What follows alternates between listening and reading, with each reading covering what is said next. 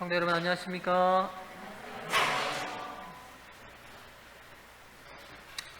복된 안식일 시작하는 첫 시간에 함께 하신 우리 성도님들 환영합니다. 우리 앞뒤 좌우 성도님들과 좀 기쁘게 인사를 좀 나누시지요.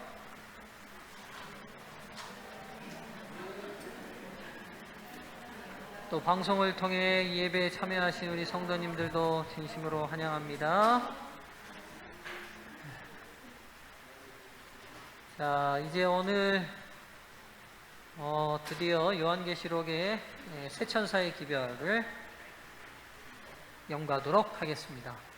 오늘은 첫째 천사만 다루도록 하겠습니다. 먼저 요한계시록 14장 6절과 7절에 있는 말씀을 함께 보도록 하겠습니다. 오늘 두 절이니까요. 함께 봉독하겠습니다. 요한계시록 14장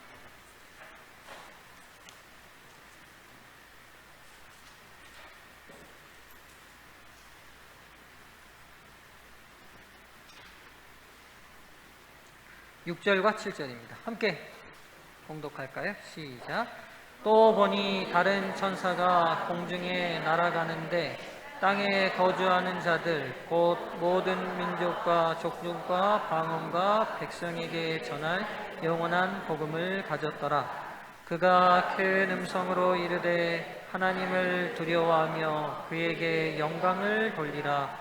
이는 그의 심판의 시간이 이르렀음이니 하늘과 땅과 바다와 물들의 근원을 만드신 이를 경배하라 하더라. 아멘. 예, 이 요한계시록 14장 6절부터 이제 13절까지 기록된 세 천사의 기별은 이 세상에 증거할 마지막 복음입니다. 역사 속에서요, 언제마다 시대마다 하나님의 심판의 기별들이 있어 왔습니다. 그러나 그 심판의 기별들은 언제든지 다시 구원받을 기회가 제공되는 심판의 기별이었어요. 근데 요한계시록 14장 우리가 오늘부터 연구하게 될 이 세 천사의 기별은 이제 최종적 마지막 기별입니다. 더 이상은 은혜의 기간이 주어지지 않는 최종적인 심판의 기별이 선포됩니다. 12장과 13장에서 온 세상이 용과 땅에서 나온 짐승, 바다에서 나온 짐승과 결합하여 하나님의 백성들과 온 세상을 강제하고 압제하는 역사 속에 하나님의 백성들이 위축되어 있는 것처럼 13장까지는 보였는데, 이 기간에 동시에 하나님의 백성들이 날개를 펴고 온 세상에 하나님의 마지막 심판의 기별을 전하는 장면이 오늘 시작됩니다. 여기서 이 세 천사가 지금 하늘을 날아가는데요, 다른 천사가 공중에 날아가는데 땅에 거하는 자들, 이 천사들이 날아가요. 이 세 천사가 등장하는데 이 천사들이 먼저 누굴까? 우리가 이제 하나하나 좀 풀어가 보죠. 이 세 천사의 기별에서 나오는 이 천사가 누구냐는 거예요. 이제 우리가 세 천사의 기별에 대해서 많이 들었기 때문에 누구인지에 대한 인식이 여러분 다 있습니다. 이 천사가 누굽니까, 여러분? 예? 천사가 누구예요?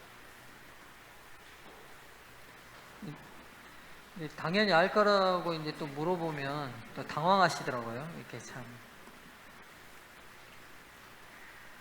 자, 이제 요한계시록에 그동안 천사들이 많이 등장해요. 천사는 우리 인간과 다른 하나님의 지근거리에서 하나님과 세상을 연결하는 특별한 존재들로 우리가 생각합니다. 그래서 이 천사들도 하나님의 보좌에서 하나님의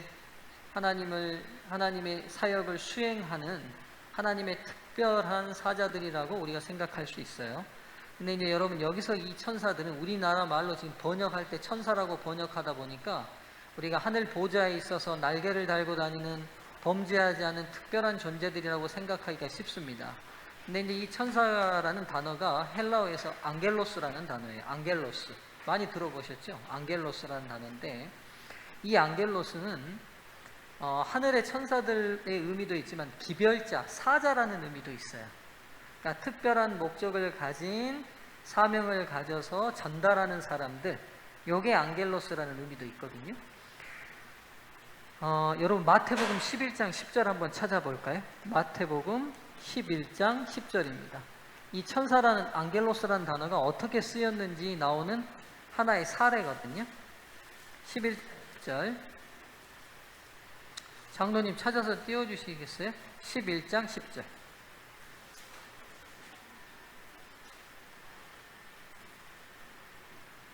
예, 올려주세요.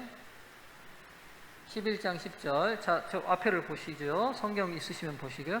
기록된 바 보라, 내가 내 사자를 내 앞에 보내노니 저가 내 길을 내 앞에 예비하리라 하신 것이 이 사람에 대한 말씀이니라. 지금 여기 지금 이 사람이 누구예요? 이 본문 다 읽어보면 침례 요한입니다. 침례 요한인데 이 침례 요한을 뭐라고 불렀냐면 사자라고 그랬어요. 또 여기서 사자 하니까 사자 생각하시면 안 돼요. 불일 사자, 놈자자 써서 특별한 사명을 가지고 움직이는 사명자 사자를 말합니다. 그러니까 이 사람, 침례 요한에게도 안겔로스라는 단어가 쓰였다는 거예요. 지금 무슨 말인지 이해되시죠?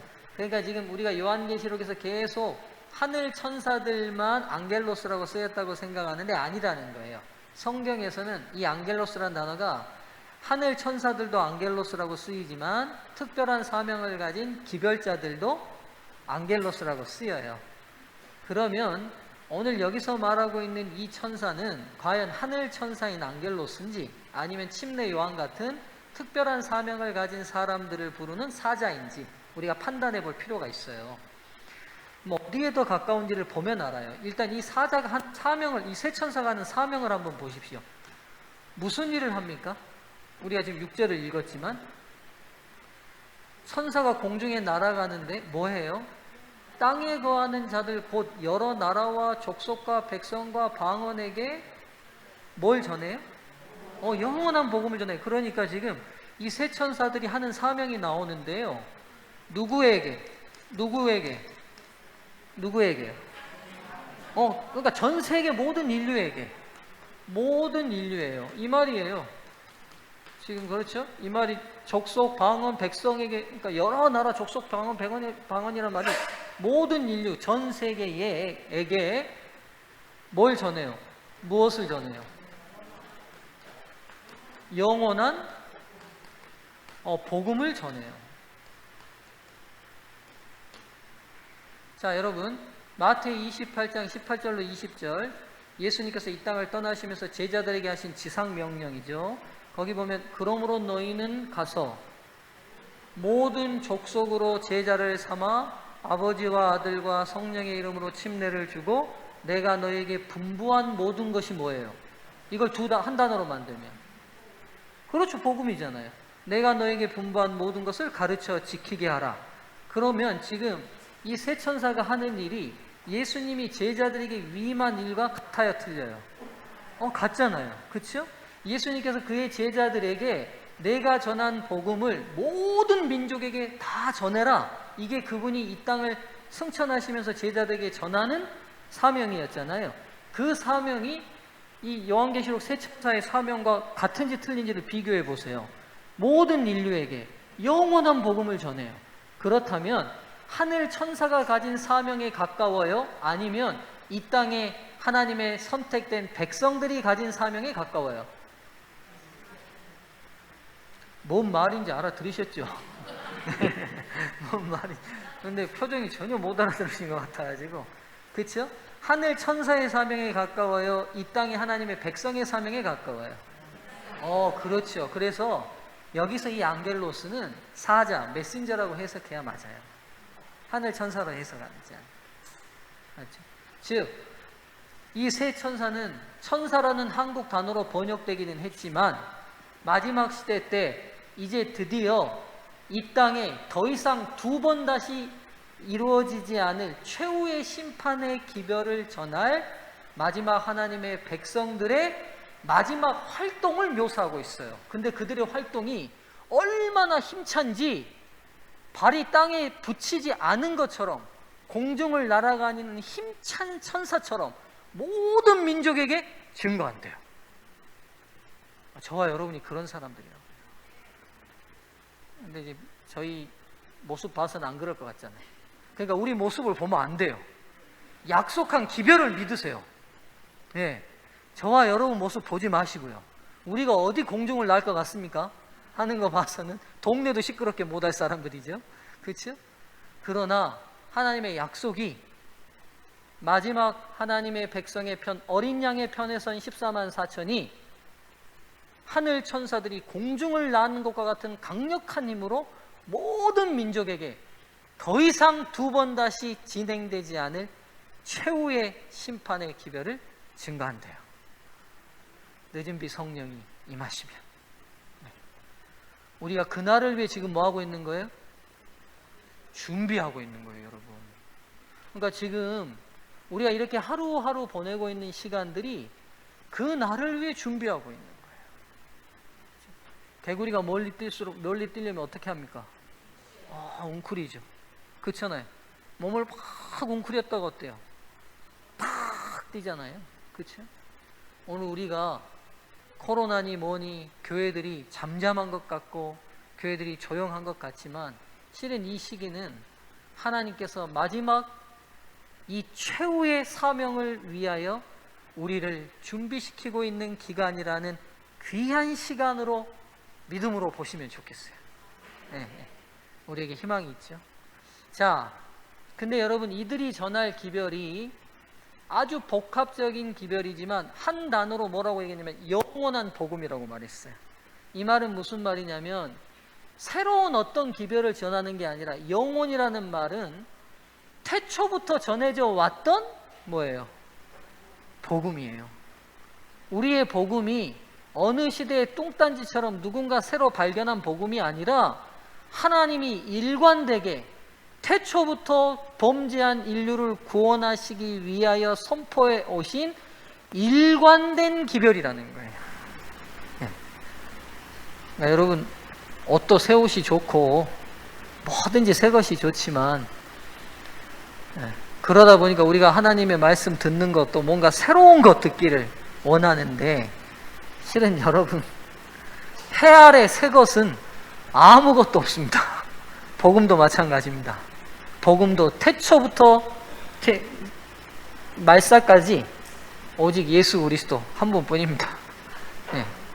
그 영원한 복음을 전합니다. 근데 이 영원한 복음은요 이중성이 있어요. 말했던 것처럼 심판의 기별이 포함되어 있어요. 또 하나 구원의 기별이 포함되어 있어요. 여러분 구원과 심판은 우리가 때로 달리 보이지만 실은 같은 겁니다. 구원과 심판은 동전의 양면과 동일해요. 왜요? 악한 존재들로부터 핍박받고 있는 사람들에게 복음은 뭐예요? 내가 거기로부터 구원받는 거예요. 그렇죠? 구원받는 거고 악한 사람은 뭐 받는 거예요? 심판받는 거예요. 맞죠? 그래서 구원과 심판은 동전의 양면처럼 똑같아요. 심판을 우리가 자꾸 두렵고 떨림으로 제가 지금 계속 계시록 얘기하면서 여러분에게 인식을 바꾸는데 두렵고 떨리는 날 물론 맞죠.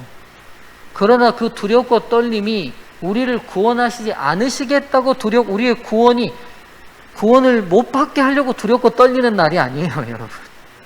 네. 그러니까 여러분 심판이 이 복음이라는 게 언제나 양면성이 있다는 걸 기억하셔야 돼요. 하늘에서 40일간 노아 홍수 때 비가 내렸습니다. 방주 속에 들어가 있는 8명의 가족들에게는 그날이 무슨 날이었어요? 구원의 날이었어요. 반면에 방주 밖에 있는 사람에게는 무슨 날이었어요? 심판의 날이었어요. 동일한 시간, 동일한 장소에 있지만 구원은 이런 이중성을 가지고 있어요. 이유는 이 이중성이 우리가 어디에 포함되냐는 한 가지예요. 우리가 그리스도 안에 있으면 구원이고 밖에 있으면 심판이에요. 밖에 있으면. 자, 이제 이 세 천사가 누구인지 우리가 확실히 보게 되었습니다. 이제요, 첫째 천사의 기별을 좀 보도록 할게요. 이 첫째 천사가요, 장로님 좀 내려보실래요? 제가 선풍기 때문에 성경이 자꾸 날아다녀가지고. 자, 첫째 천사의 기별을 좀 우리가 다시 한번 보죠. 예. 그가 큰 음성으로 가로되, 여기서 이 큰 음성이 헬라어가요, 포넴 메갈레라는 단어인데, 메갈레, 큰 음성이 이제 메갈레라는 단어인데요. 여기서 무슨 영어 단어가 나왔을 것 같지 않아요? 여러분? 이렇게 들고 메가폰이 나왔어요. 예, 그 말 하려고요. 메가폰이 이 단어에서 왔어요. 예, 큰 음성으로 말한다는 이 단어에서 메가폰이 왔어요. 확성기에서 온 거죠. 큰 음성으로 가로되 하나님을 두려워하며 그에게 영광을 돌리라. 이는 그의 심판하실 시간이 이르렀음이니 하늘과 땅과 바다와 물들의 근원을 만드신 이를 경배하라 하더라.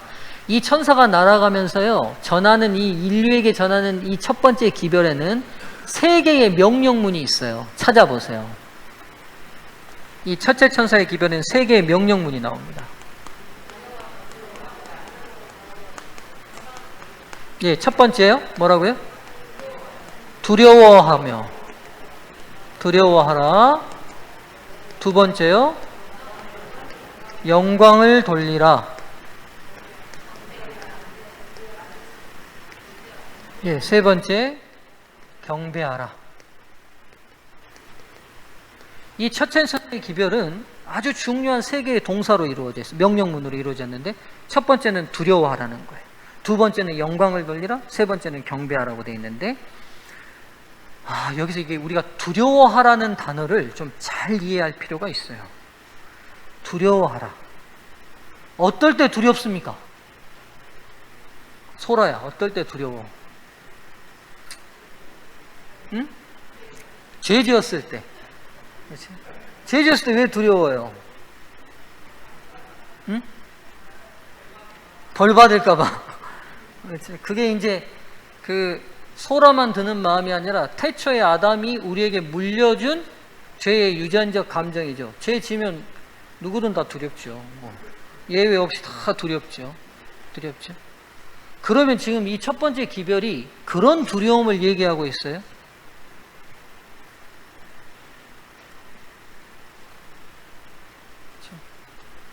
자, 성경에서 이 두려워하라고 영광이라는 이 두 단어가요, 같이 하나님을 두려워하며 그에게 영광을 돌리라고 돼 있잖아요. 이 두 단어가 동시에 쓰인 성경에 몇 사례들이 있어요. 이 사례들을 살펴보면 이 두려움과 이 영광이 무엇인지 의미가 좀 드러날 거예요. 첫 번째 사례를 살필게요. 마태복음 9장으로 가보세요. 마태복음 9장.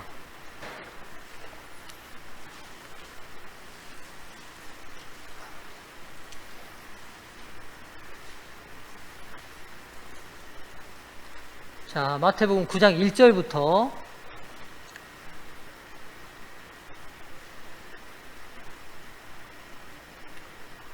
8절까지.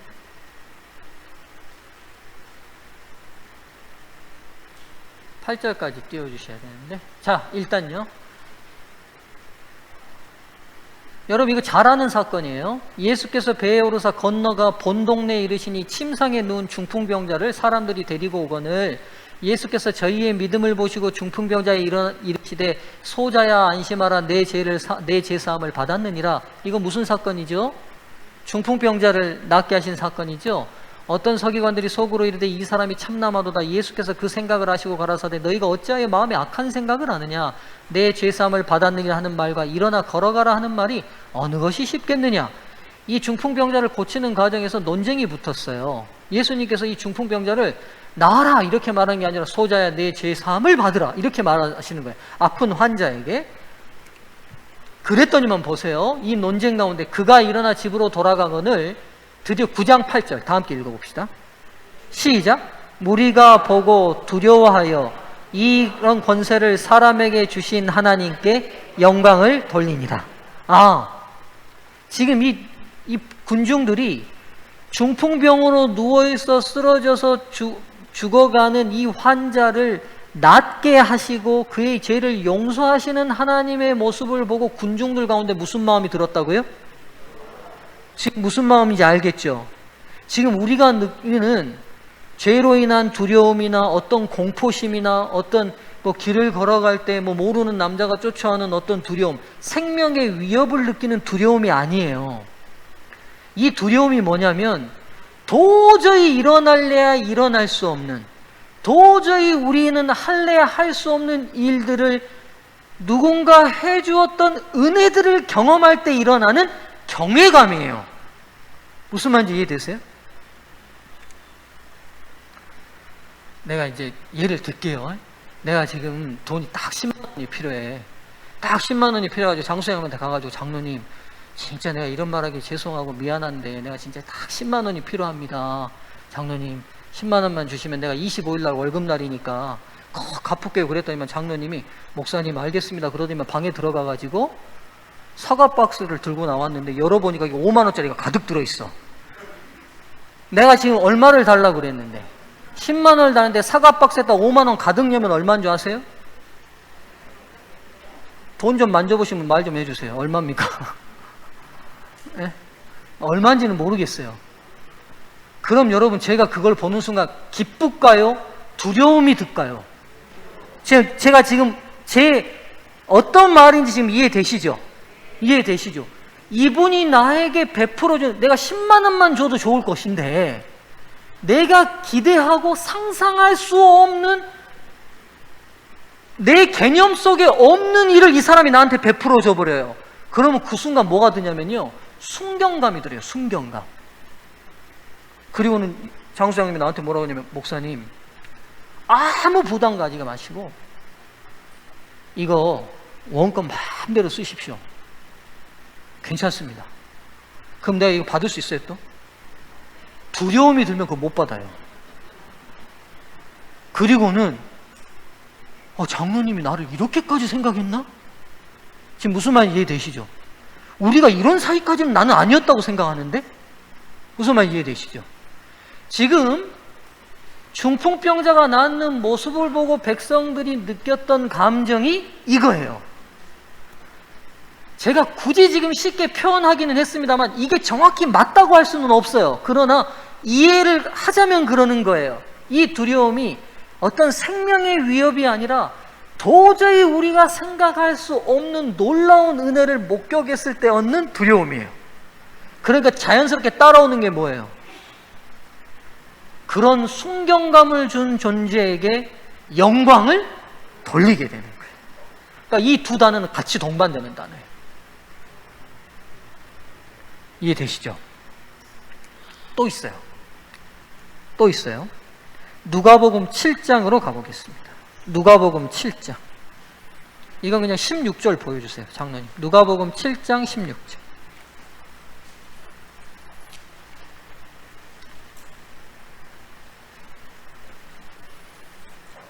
누가복음 7장 16절.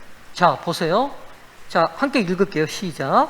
모든 사람이 두려워하며 하나님께 영광을 돌려 가로되 큰 선지자가 우리 가운데 일어나셨다 하고 또 하나님께서 자기 백성을 돌아보셨다 하더라. 이건 무슨 사건이냐면 나인성 과부의 장례 행렬에서 죽은 아들을 살리는 장면을 목격하고 나온 백성들의 표현이에요. 맞죠? 죽은 사람이 살아났어요. 도저히 일어날 수 없는 놀라운 은혜. 그리고 생각해 보세요. 성경시대 때 제일 약자가 누구예요? 사회적 제일 약자가 고아와 과부예요. 고아와 과부예요. 그래서 고아와 과부를 절대로 홀대하면 안 된다는 그 율법의 보장 체계가 많은 거예요. 근데 생각해 보세요. 그 과부의 외아들이 죽었어요. 완전히 모든 희망이 다 끊겼는데 그 모든 게 끊긴 사람에게 다시 희망을 주는 건 이 아들을 살리는 방법밖에 없는데 인간의 우리 상식으로는 도저히 일어날 수 없는 일을 예수님께서 행하셨어요. 그걸 보고 백성들이 두려워하며 하나님께 영광을 돌려요. 그럼 여러분 이제 이해되셨으면 세 천사의 기별로 다시 돌아가 봐요. 첫 번째 천사가 뭐라고 말해요? 하나님을 두려워하며 그에게 영광을 돌리라, 이런 기별을 전해요.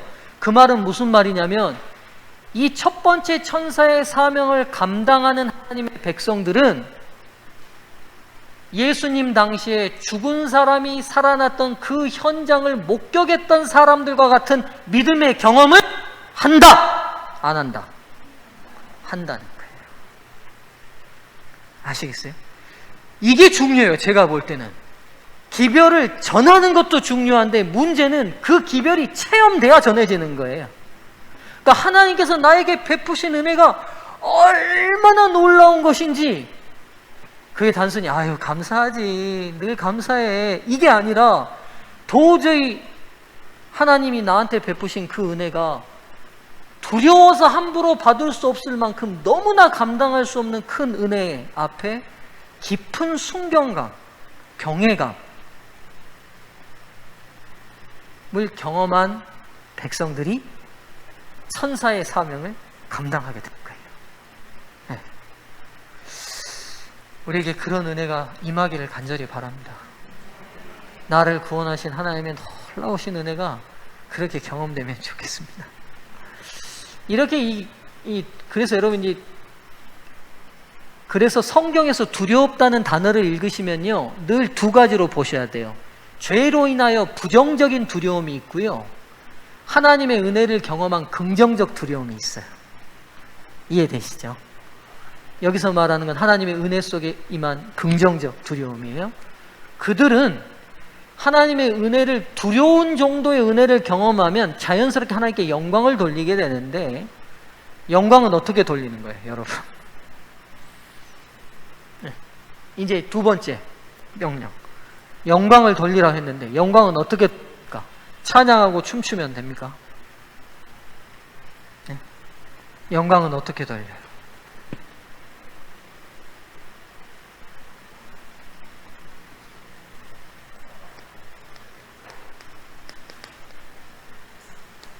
찾아보실까요? 요한복음 15장 8절입니다. 장로님 띄워주세요. 요한복음 15장 8절.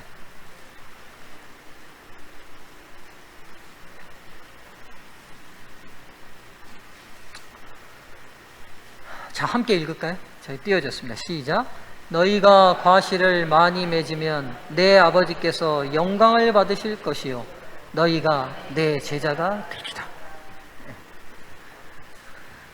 하나님의 두려울 만치의 은혜를 경험하면 하나님께 영광을 돌리는 건 그 다음 자연스럽게 맺히는 건데, 그 영광은 삶으로 맺어지는 거예요. 삶의 품성으로 맺어지는 거예요. 입으로 찬양하는 게 아니고 입으로 주님 주님 불러서 되는 게 아닙니다. 세 번째 단어는 경배하라는 단어예요. 그리고 이제 하나님을 두려워하며 그에게 영광을 돌리라. 그 이유가 뭐라고 말해요? 그의 심판하실 시간이 이르렀음이니 라고 말해요. 여기서 그러면 심판하실 시간이 언제예요? 네.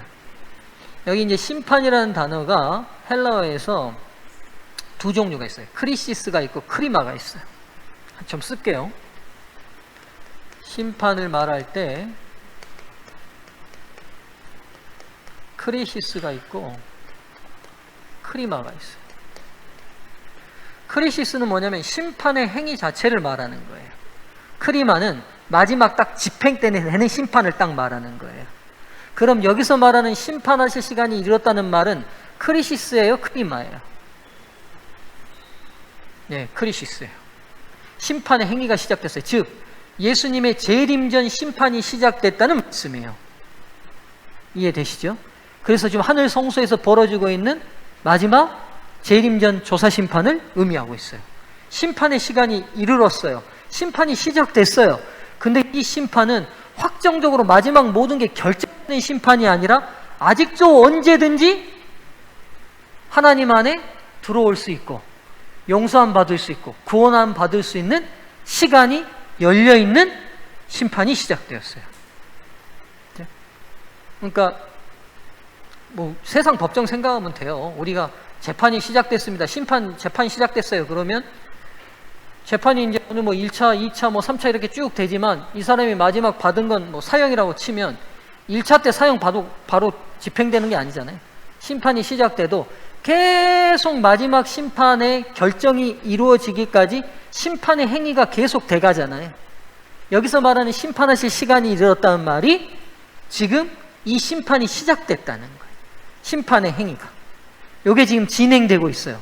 그런데 아시다시피 성소에서 대속죄일이 진행되는 동안도 지성소에서 대제사장이 밖으로 나오기 전까지 성소 뜰에서는 뭐가 드려질 수 있어요? 매일의 제사가 드려질 수 있어요. 나오면 끝나지만. 그렇죠?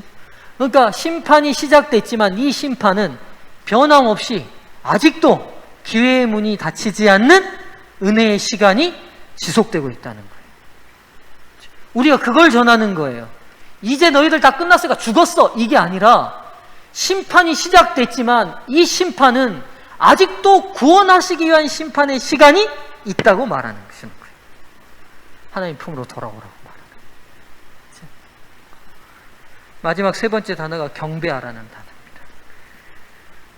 계시록의 논쟁이 에덴 동산에서 있었던, 하늘에서 있었던 논쟁이 사단이 하나님의 경배를 뺏어오려고 하는 논쟁이잖아요. 마지막 최종적인 논쟁이 계속되고 있습니다. 창조주 하나님께 경배하라. 근데 하나님께 경배하라가 아니라 그 앞에 붙은 수식어가 있어요. 어떤 수식어가 있어요? 하늘과 땅과 바다와 물들의 근원을 만드신 이를 경배하라 하더라.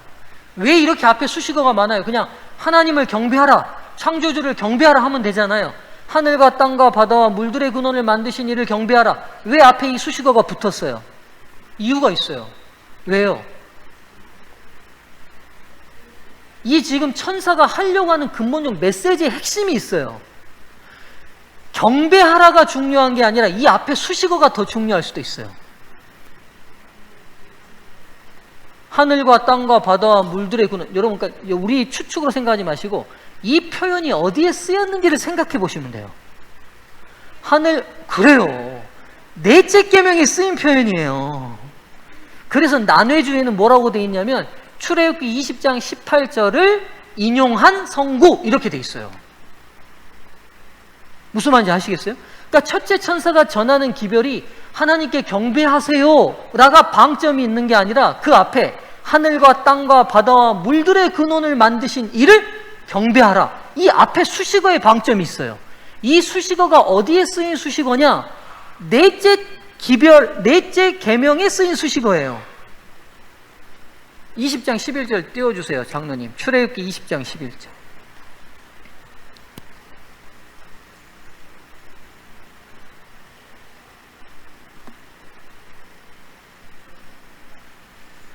예.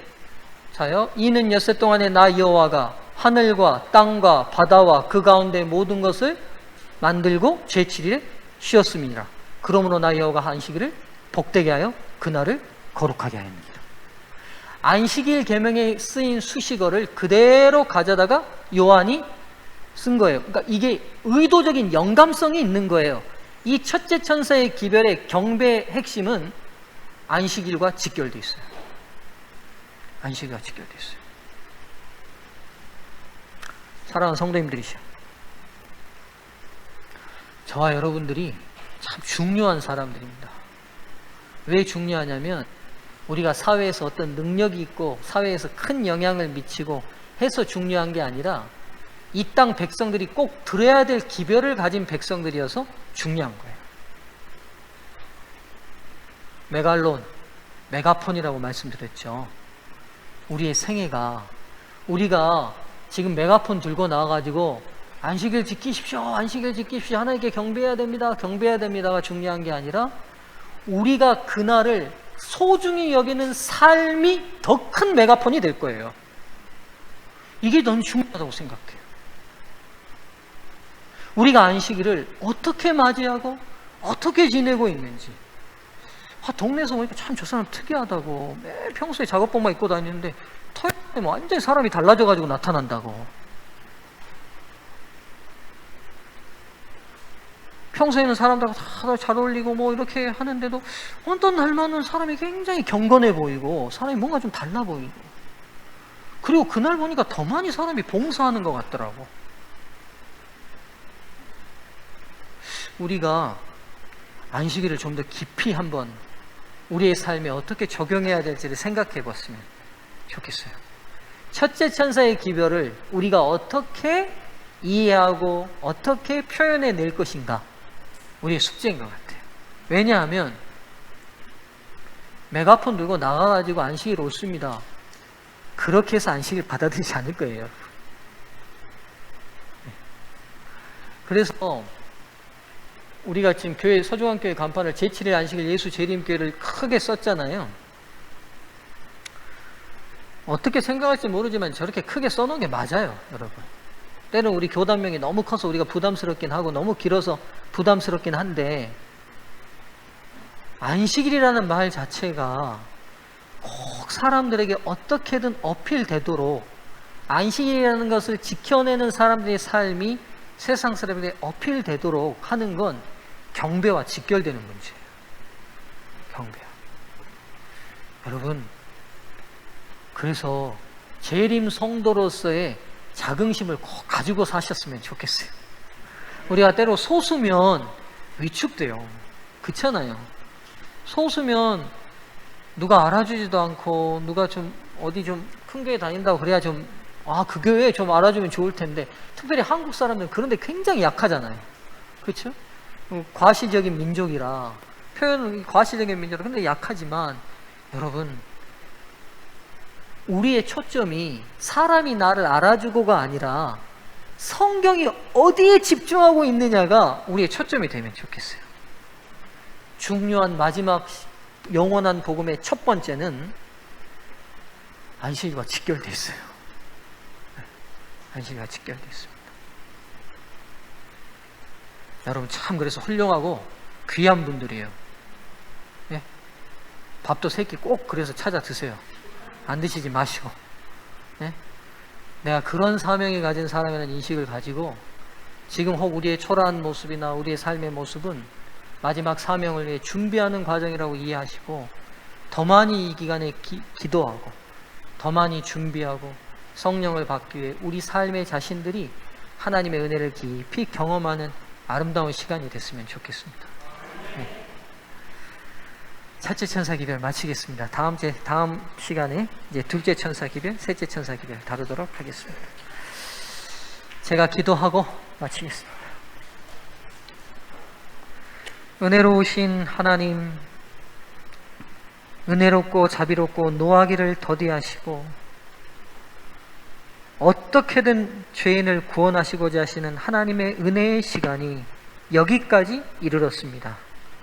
이제 이 은혜의 시간이 얼마 남지 않았습니다. 이 은혜를 악함으로 사용하는 죄악의 관영한 세상 가운데 우리를 하나님의 천사들로 불러주셔서 감사합니다. 우리가 이 마지막 기별 힘있게 삶으로, 입술로 증거하며 살게 도와주시옵소서. 그러므로 마음이 공허하고 길을 찾기를 갈급하는 사람들에게 바른 길을 제시하는, 공중을 나는 천사와 같은 삶이 되도록 도와주시옵소서. 우리 성도님들 혹 마음속에 재림 성도로서 위축되거나 혹 이 신앙이 부끄러웠던 마음들이 있습니까? 주님 위로해 주시고 세상 앞에 위축되지 말게 도와주시며 다수 앞에 소심해지지 말게 도와주시고 우리가 얼마나 중요한 사명자들인지 하나님의 음성을 들을 수 있는 믿음의 귀가 열리게 도와주시옵소서. 주님께서 우리 성도들과 함께 해주시기를 간절히 바라며 예수 그리스도의 이름으로 기도드리옵나이다. 아멘.